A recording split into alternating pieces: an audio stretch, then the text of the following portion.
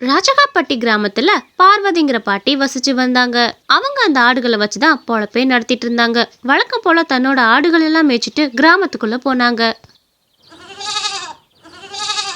வழக்கம் போல தன்னோட ஆடுகளை எல்லாம் மேய்ச்சிட்டு இருந்தாங்க. இதே கிராமத்துல சோம்பேறி ஒருத்தன் இருந்தான். அவன் பேரு சோமசுந்தர். அவனுக்கு எப்போதுமே யார் பொழப்பையாவது அடிச்சு சாப்பிட்றதா அவனோட வேலை. எந்த வேலைக்கு போகாம வீட்டோட உட்காரணும்னு நினைப்பான். கொசு வேற ஒண்ணுப்பா. இந்தயா எந்திரிக்கிறியா இல்லையா? நேத்துலேருந்து இந்த திண்ணையிலே தான் படுத்துங்கிற. ஏதாவது வேலை வெட்டிக்கு போனா தானே காசு கிடைக்கும். காசு கிடைச்சா தானே உனக்கு ஆக்கி அரிச்சு போட முடியும். எந்திரிச்சு வேலை வெட்டிக்கு போயா. ஏண்டி வீட்டுல இருந்தா நிம்மதியான தூங்க விட மாட்டியாடி? என்னக்கே உடம்பு சரியில்லைன்னு இருக்கிற. எப்ப பார்த்தாலும் வந்து இப்படியே எழுப்பிக்கிட்டு இருக்கிற. உன வீட்டுக்குள்ள இருந்தா தான் எழுப்புறேன்னு திண்ணையில வந்து படுத்தா திண்ணையிலே வந்து எழுப்பிக்கிட்டு இருக்கிற. வர வர உன்னோட பெரிய உகத்திரியமா போச்சே. ஏயா ஊர் உலகத்துல போய் பாரு, எல்லா ஆம்பளைகளும் எப்ப இருக்கிறாங்கன்னு. வேலைக்கு போயிட்டு வந்துட்டு நிம்மதியா வீட்டுல படுத்து தூங்குறாங்க. ஆனா நீ நிம்மதியா மட்டும் வீட்டுல படுத்து தூங்கிட்டு இருக்கிற. வேலை வெட்டிக்கு போனா தானே நாளைக்கு நமக்கு குழந்தை பிறத்தா அதை வச்சு சமாளிக்க முடியும். ஒரு சோம்பேறி பிடிச்சவனே என் தலையில கட்டிட்டு எங்க அம்மா அப்பாவோட எனக்கு இமுசையா இருக்குது. இந்தாடியே வாழை பிடிக்கலன்னா உங்க அம்மா வீட்டுக்கு கிளம்பு. உன்னை யாரும் அவசியம் இங்க இருக்க சொல்லல. கிளம்புனா கிளம்பிக்கிட்டே இரு. நான் இப்படிதான் இருப்பேன். உன் வேலை என்னமோ விட்டு பாரு. ஏண்டியே என் பிள்ளை வேலைக்கு போனா என்ன, வேலைக்கு போலன்னா என்ன? அவன் இந்த வீட்டு ராஜா. அவன் இப்படித்தான் இருப்பான். உனக்கு பிடிக்கலன்னு வீட்டுக்கு கிளம்பி போயிட்டே இரு. என் பிள்ளை எப்போ வேலைக்கு போக சொல்லணும், எப்போ வீட்டில் இருக்க சொல்லணும் எனக்கு தெரியும். நீ என் பிள்ளைய போட்டு பாடா படுத்துனா உனக்கு முடிய ஆஞ்சு புடியும் பார்த்துக்க. எம்மா அப்படி சொல்லுமா. இவ காலையில வந்து நீ போட்டு திட்டிக்கிட்டே கிடக்குறா. வேலைக்கு போன்னு. வேலைக்கு போதான் எனக்கு பிடிக்காதுன்னு உனக்கு தெரியும்ல. அதை இவகிட்ட கொஞ்சம் எடுத்து சொல்லுமா. ஏங்க உங்களுக்கு என்னைக்கு தாங்க வேலைக்கு போக பிடிச்சிருக்கு? என்னமோ பண்ணுங்க, நான் போறேன். இல்லை சோமசுந்தரே, அதெல்லாம் கிடக்கட்டும். அவள் கிடக்குறாடா. ஒரு விஷயம் தெரியுமா? நம்ம பக்கத்து வீட்டில் இருக்காள்ல பார்வதி இருக்காள்ல, அவள் ஆடெல்லாம் நிறையா வச்சிருக்காள்ல. நீ என்ன பண்ணுற, நைட்டோ ஒரு ஆட்டை தூக்கிட்டு வந்துரு. நம்ம அதை வெட்டி பிரியாணி போட்டு போடுவோல. போட்டு நம்ம விற்றோம்னு வச்சுக்க, நல்லா காசு கிடைக்கும். அவளோட ஒவ்வொரு ஆடாக தூக்கிட்டு வந்தோம்னு வச்சுக்க, நமக்கு நிறைய லாபம் கிடைக்கும்ல. ஆடு வாங்கின காசும் கிடையாது இல்லை நமக்கு. கொஞ்சம் சுதாரிச்சு தூக்கிட்டு வந்தால் போகும். அவள் கண்ணில் மட்டும் மாட்டோம்னு வச்சுக்க, ஊரையே கூப்பிட்டு விடுவா. அதனால பார்த்து இருந்துக்கணும், சரியா? எம்மா அந்த கிளவி ஆடு தூக்கிட்டு போகிற நேரம் பார்த்து பிடிச்சுன்னா என்ன பண்ணுவேன்? அந்த கிளவி சரியான லூசு. எல்லாத்துக்கிட்டையும் போய் ஊரில் ஒருத்தன் விடாமல் சொல்லி வச்சிருச்சுன்னா நான் என்ன பண்ணுறதுமா?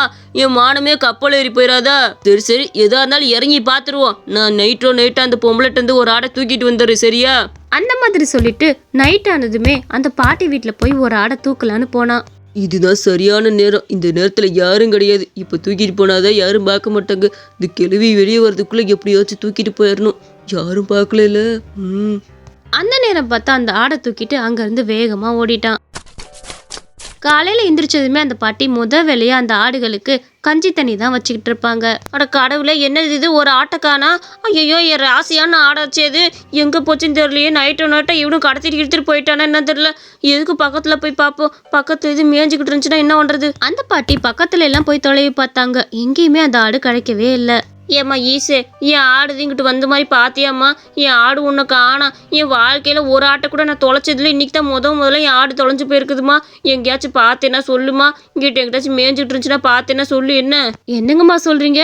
நான் இப்போ வரைக்கும் இந்த சைடு ஆடு வந்த மாதிரி பார்க்கல. இனிமேல் பார்த்தா சொல்கிறேம்மா.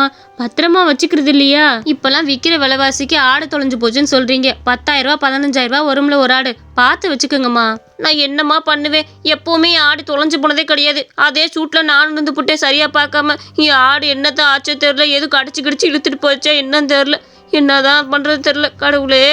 அந்த பாட்டி மனசுல வேதனைப்பட்டுட்டே வீட்டுக்கு போனாங்க. போற வழியில ஒரு விஷயத்த பார்த்தாங்க.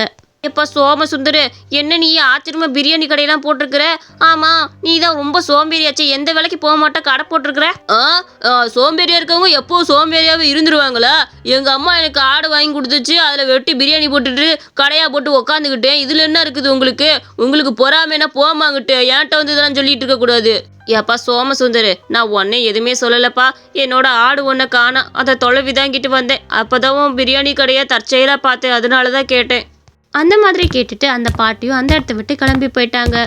கொஞ்சம் விட்டா இந்த பொம்பளை நம்ம தான் இதை எடுத்துட்டு கண்டே பிடிச்சிடுவா போல. கொஞ்சம் கூட பயத்தை மூஞ்சியில காட்டிக்கவே கூடாது. அப்படி மட்டும் மூஞ்சியில காட்டிட்டா கண்டுபிடிச்சு விடுவா. பார்த்து இருந்துக்கணும். அம்மா அந்த பார்வதி கிழவி இங்கிட்டு வந்துச்சுமா.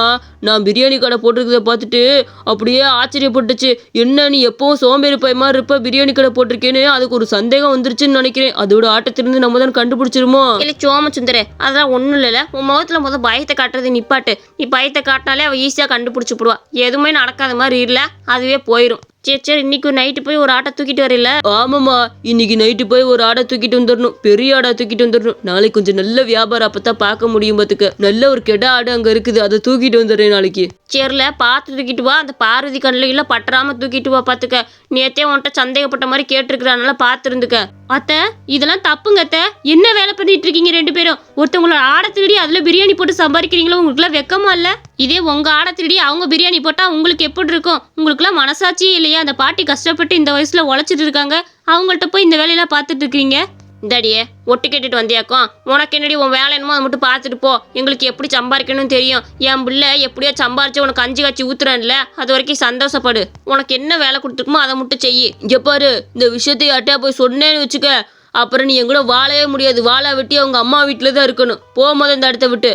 ஏமா இந்த உன் வளர்த்த நாய். ஆமா உன்னால பார்க்க முடியலன்னு தானே ஏன்ட்ட கொடுத்த. இப்போ என்னம்மா புதுசாக அந்த நாயை கேட்டுக்கிட்டு இருக்க? இந்த நாயும் நீ இல்லாம ரொம்ப ஏங்கி போய் தான் கிடக்குது. உனக்கிட்டே வளரட்டா, அதுவே நல்லதுதாம்மா.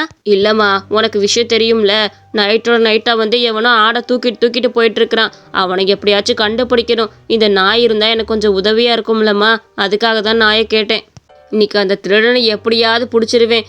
என்னோட சுப்பிரமணி இருந்தா கண்டிப்பா அவனை பிடிச்சி போடுவான். அதுக்காக தான் நான் இவனை கூப்பிட்டு வர சொன்னேன். சரிம்மா நாயை பார்த்துக்க, நான் வீட்டுக்கு போயிட்டு வரேன் சரியா?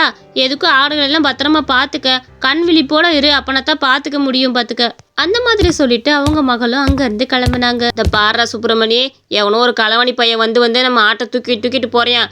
நீ தான் எப்படியாச்சும் பத்திரமா பார்த்துக்கணும் சரியா? நைட்டு அம்மா தூங்குனதுமே ஆடுகளை நல்லா கண்குத்தி பாம்பு மாதிரி பார்த்துக்க. எவனாச்சும் வந்து தூக்குனா அவனை விடவே விடாத, அவனை இந்த இடத்த விட்டு நகரவே விடாத சரியா? ஒரு வழியா ராத்திரியும் ஆச்சு. அப்பா, ஒரு வழியா யாரும் இல்லை. இந்த சமயம் பார்த்து இந்த இன்னொரு ஆடை தூக்கிட்டு போயிடணும். இன்னைக்கு வேற கெட ஆடு, தூக்க முடியாம தூக்கிட்டு போகணும். அதனால சவுண்டே இல்லாம மெதுவா போவோம். ஐயோ நாய், ஐயோ என்ன பண்ண போறேன்னு தெரியல. எப்படி இந்த நாய் வந்துச்சு? ஐயோ என்னை கடிச்சு போடாத, மேலே தவிராது. ஐயோ கடவுளே, என்ன பண்றது தெரியலையே. அடே தடியா கெடா பையலே, எனக்கு நல்லாவே தெரியும்டா நீ தானே. என்னடா சோம்பேறி பையன் பிரியாணி கடை போட்டிருக்கான்றப்ப நினைச்சேன் யார்ட்ட நீ தான் தூக்கிட்டு போனேன்னு. எப்படி வசமா என் சுப்பிரமணி உன்னை மாட்டி விட்டான் பாத்தியா? எம்மா தெரியாம தப்பு பண்ணிட்டேன். உன் சுப்பிரமணிய அங்கிட்டு கூப்பிடுமா, எனக்கு கடிச்சு வச்சிட போறியாம்மா. ஐயோ பயமா கிடைக்குதே, சீக்கிரம் கூப்பிடுமா. இல்லை சுப்பிரமணி இங்கிட்டு வாழ, அவன் எங்கிட்ட நான் போக முடியாது, வா கண்டுபிடிச்சாச்சுல்ல. எம்மா தயவு செஞ்சு மன்னிச்சிரு, உன் ஆட்டத்தினால நான் தான் தூக்கிட்டு போனேன். ஆனா இனிமேலே இந்த பக்கத்து நான் வரவே மாட்டேன். கொஞ்சம் விட்டு அந்த நாயை இடுப்பெலும்புலாம் ருசி பார்த்துருக்கோம். தயவு செஞ்சு நீ மன்னிச்சிரு. ஊர்ல இருக்க யாருக்கிட்டையும் இந்த விஷயத்த சொல்லிடாத. என் மான மரியாதை எல்லாமே போய்விடும்மா. ஏண்டா அவ்வளோ மான மரியாதை பார்க்குறேல்ல, அப்புறம் எதுக்குடா அந்த திருட்டு வேலை உனக்கு? நீ பண்ணதை ஊர் முழுக்க சொன்னா உன் குடும்பத்துக்கே தான் அசிங்கம். முக்கியமாக உன்னோட பொண்டாட்டிக்கு ரொம்ப அசிங்கம். உன் பொண்டாட்டி இந்த விஷயத்த முன்னாடியே என்கிட்ட வந்து சொல்லிட்டா. அவளுக்காக உன்னை இந்த விஷயத்துல விடுறேன். ஆனால் இன்னொரு தடவை என் ஆடை தூக்க வந்த யாருக்கும் பயப்பட மாட்டேன், எல்லாத்துக்கிட்டையும் சொல்லிடுவேன், போலீஸ் கிட்ட முக்கியமா. ஐயோ அம்மா, உன் வீடு சைடுன்னு வரமாட்டேன். என்னை தயவு செஞ்சு மன்னிச்சிரு, நான் போயிடுறேன். மற்றவங்க பொருளை திருடுனா கண்டிப்பாக ஒரு நாள் அவங்க மாட்டியே ஆவாங்க. இந்த கதை உங்களுக்கு பிடிச்சிருந்துச்சுன்னா மறக்காம நம்ம அனிமேஷன் ஸ்டோரிஸ் சேனலுக்கு சப்ஸ்கிரைப் பண்ணிக்கோங்க. இந்த கதையில ஒரு சின்ன கேள்வி, இந்த கதையில ஒரு நாய் வந்ததில்ல, அந்த நாயோட பேர் என்னன்னு மறக்காம நம்ம கமெண்ட்ஸ்ல சொல்லுங்க.